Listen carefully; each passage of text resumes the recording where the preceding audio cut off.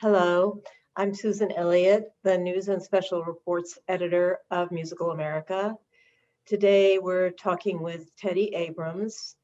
Teddy has earned quite a reputation in the time that he's been music director in Louisville since 2014 of connecting in various ways with the community.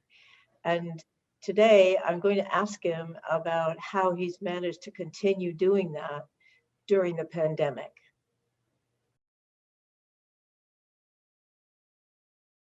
Hi, Teddy. Hi. Thank you for joining us. A couple of things. One, I want to talk about what you all have been doing from the pandemic. And then secondly, to get into that whole broader question of integrating the orchestra into the community and to what degree you have been kind of the figurehead to do that.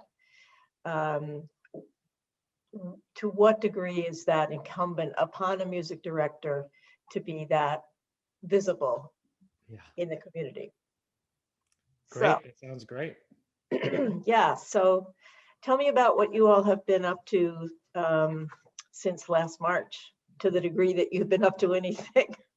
We have actually been super, super busy, which is a strange thing to say. Not busy in the way I would have expected, obviously. I mean, all of us had our lives turned upside down. That goes without saying at this point.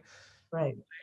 It felt like, especially given Louisville's distinct path with COVID that everybody was dealing with, but also the unique challenges here, particularly around racial equity and justice from the Breonna Taylor situation, we felt a really powerful pull towards needing to be a kind of healing, strong pillar in the community, that we could not sit this out.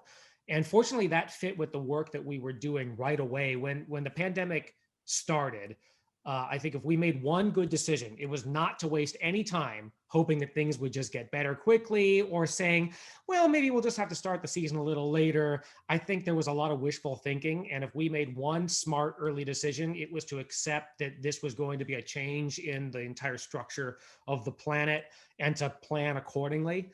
And I have said from the beginning that when you get into a crisis situation, this is the time to actually get your creative ideas done because the ground is movable.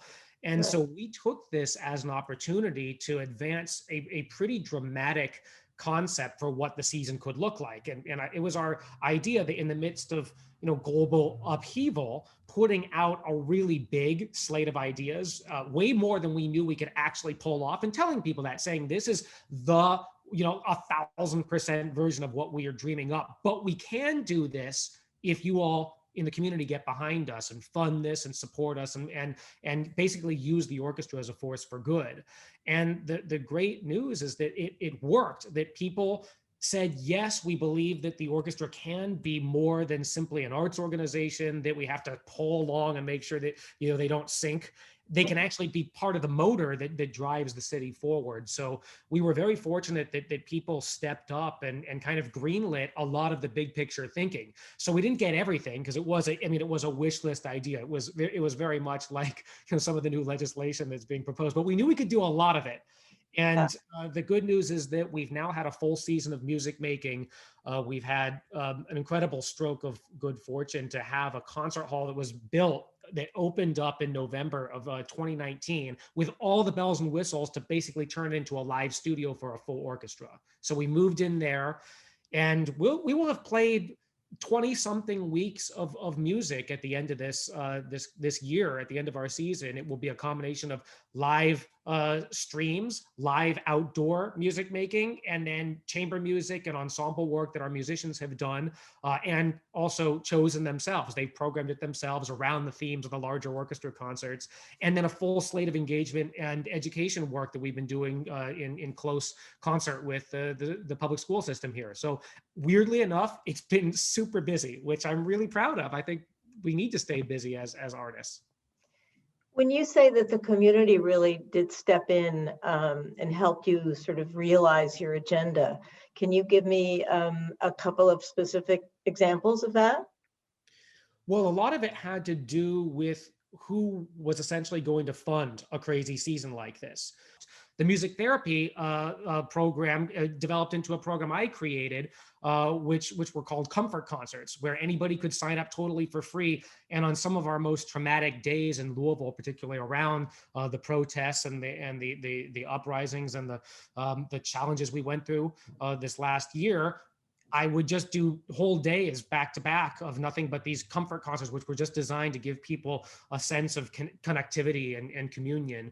And so we watched the ideas grew and formed into things that were actionable. But the way we presented it, I'm actually really happy with. We came up with a funding model that it was a little bit like a mutual fund, where we would say, okay, here are all the things we're going to invest in. We're not going to come to people right now at the beginning of this thing a year ago for small donations. We need people to get behind a big mutual fund. And there's going to be things that affect health, things that affect education, things that affect the spirit of the city. We're investing in all of those, but we need the corpus to know what we have to work with. The comfort concerts, were those one-on-ones? They were one-on-ones, yeah. And they were a program that I just kind of created, and I ended up doing over 100 of them, tons of these little concerts. And I mean, they'd be like completely cathartic experiences. And even though sometimes I can appear to be super outgoing, I'm not the kind of person that just randomly seeks out extra social engagement. So I was a little worried about how this would turn out, dealing with, almost all strangers, one after another. But it turned out to be one of the most healing things I've experienced as a musician, especially at a time when a lot of us in the music world were just having to constantly question our value in society. You're watching, the economic uncertainty. You're watching people losing their jobs and losing lives. And I mean, just the very human cost of what we've all been experiencing. And I think, like a lot of artists, we wake up way more than we're used to saying, what are we supposed to do in the middle of all this as orchestral musicians? And those comfort concerts gave me such hope and were such a needed reminder of what the art form does. And there would be people hanging out in their backyard or calling from a park with some of their friends, families.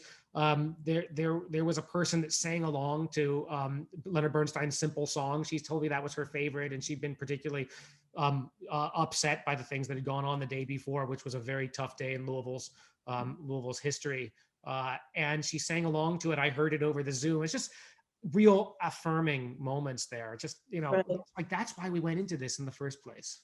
Yes. And so were these mostly by you individually, or did you distribute it among the musicians, or did you do them all? I ended up doing these. This was one of my things where I said, it was actually a lot of them were during weeks when the orchestra wasn't even playing, especially over the summer when Right. a lot of the most challenging civic moments were occurring. And Right. I just thought, let's do this.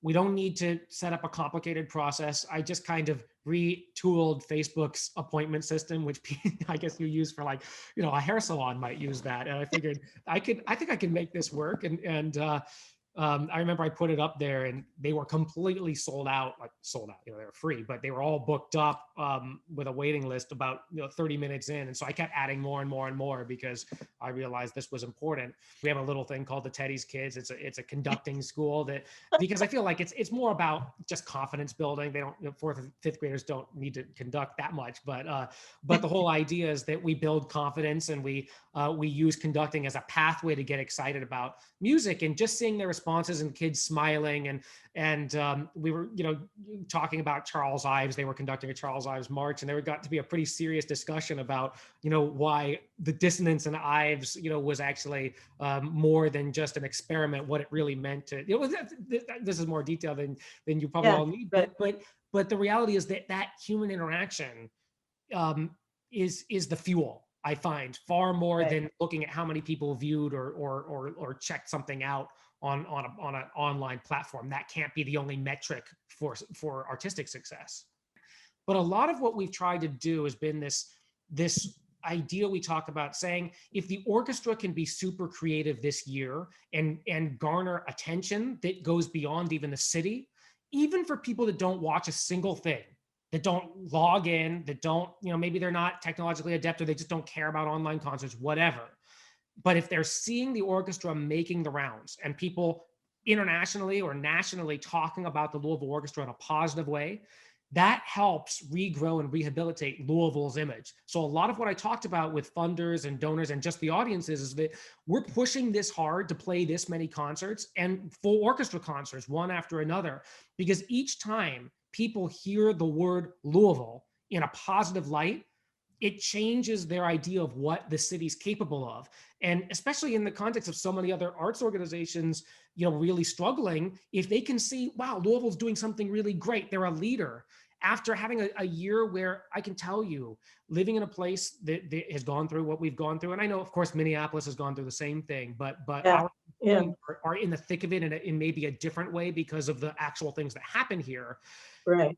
The sense from so many people that their city has suffered a loss, that the name of our town has changed in its national definition. And it's our job to help restore that and show that there is good and that we are working on things like equality and justice, and there is a racial reckoning that the orchestra is helping with. That's a point of pride for everybody, whether they engage directly with the orchestra or not. It benefits them. And so that was a big point of why I said we've got to have an incredible season. We cannot just be pulling music off the shelves. We've got to be a leader in programming in a year like this. So everything that you're saying comes back to you in the sense that you have the ability, or you have been very much the sort of driving force behind a lot of this change in Louisville. Can you talk a little bit about the degree to which you feel that is the music director's job, to be the cheerleader, the educator, all of the things that you've been doing in these, 7 years that you've been there? 7 years. It goes by very quickly, especially in a year like this. Yeah. And that's such an important question. It's something I think about all the time. I became the music director of the Louisville Orchestra following one of the toughest periods in this orchestra's history. Right. There was no way to be an absentee music director. It would not have worked. This orchestra needed leadership. And even though I was 26 at the time when I got this job, which looking back on it now, I see is completely insane. That's nuts. But I wasn't, it was one of those things where I wasn't looking for I thought, no one's I wasn't even thinking about being hired for a job like this. It's just at those very times that often the things happen. I mean, I know it's the same for the musicians in the orchestras too, when, it's the audition that they took on a whim. A friend of mine once only went to audition because he couldn't get a refund on his deposit. And that's the one, of course, that he won. How many times does that happen? It's all the time. And so same thing here. Yeah. And I grew up in a house where, especially my dad, who he's an attorney, but did a ton of pro bono work in the Bay Area, really instilled in me and instilled in my brothers this idea of service as part of what you do. And with the gifts or the opportunities that you have to turn that into opportunities and gifts for other people. The gift is something that kind of flows through you. And I always knew that was part of the reason that I wanted to go into this business. That yes, I love conducting, but there are plenty of opportunities for conductors to simply wave their arms around and have a great week and call it quits. That's, we have lots of opportunities for that. But being a leader and having the opportunity to change the way music interfaces with people was what I was excited about, as much as getting up on the podium. And I saw Louisville as this perfect place to come and experiment and try that, because people were hungry for it. And the orchestra had this extraordinary history of doing kind of outrageous projects. The first edition records, the 120 albums and nearly as many commissions of pieces back when they were barely anything more than a community orchestra was just crazy. And I knew that history. And I thought there's something in the water there. That's a place where they are going to be hopefully receptive to it. And the musicians of the orchestra will be receptive. They may think I'm nuts, but if they see that I'm doing my own crazy ideas, maybe there's a chance that everybody will get in on it. I believe American music directors should do that. I think it is frankly insulting to a city to not move to the city and become a part of the community. And I mean, maybe that will come across as strong language. I don't mean it to be, I don't mean it, to be harsh, but I believe that cities deserve for their musicians to live there. Louisville is a great city. And what would it say to these people that have made this their home, that I will come conduct the orchestra, but it's not good enough for me to live in? And I think that that is not okay for me as a Yeah. civic leader, on two levels. One, because of, yes, the way it looks, but deeper down, it's beyond that. It's the fact that living here and being in the community is not just, it's not just an image thing.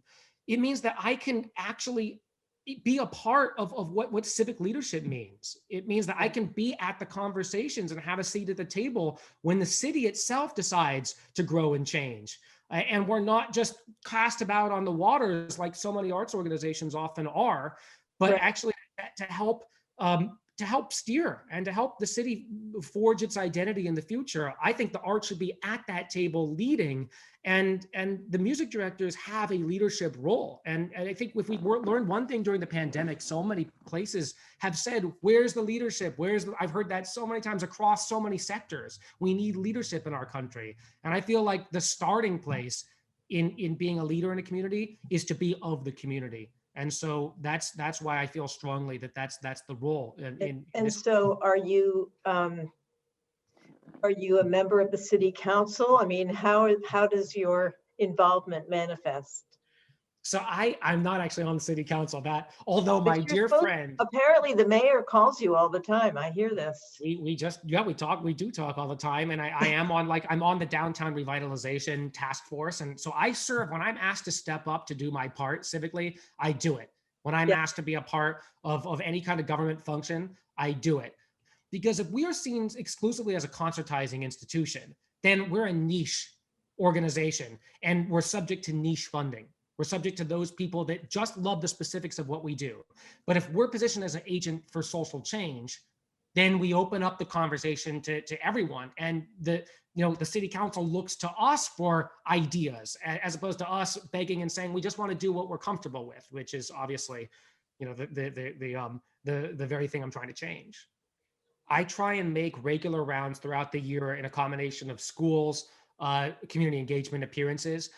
And it's for two reasons. Part of it is what I talked about earlier, that idea of the gift flowing through you. It is the most refueling, affirming thing to make music in those settings, even when it's challenging and I'm just lugging this keyboard around, or sometimes all we've got are our drums and we're improvising rap or spoken word, whatever we're doing. In the end, it's so affirming. That's number one. But number two, the kinds of branches of the tree that you're planting go in places you can never predict. I have had so many occurrences where years after something that I may have just thought was a small little thing, a small, a day of visiting a school way out in the far reaches of the city, or a time I went to, St. Vincent de Paul, the soup kitchen or something like that. Somebody will come up and say, I was there, and that had a huge impact, or that changed, my relationship with the orchestra or music. And you can't account for that, and you don't do it for that, but those are the results of investing your time and your energy in that kind of service work. You never get too good to show up with a keyboard and make music for a few people that need it. There's no point where that becomes something that's not part of your ethos. Wow. Well, thank you. That's really, really enlightening. It's also quite inspiring. So thanks for sharing with us. Wish you guys a lot of luck. When do you think you'll be back in the hall with an audience?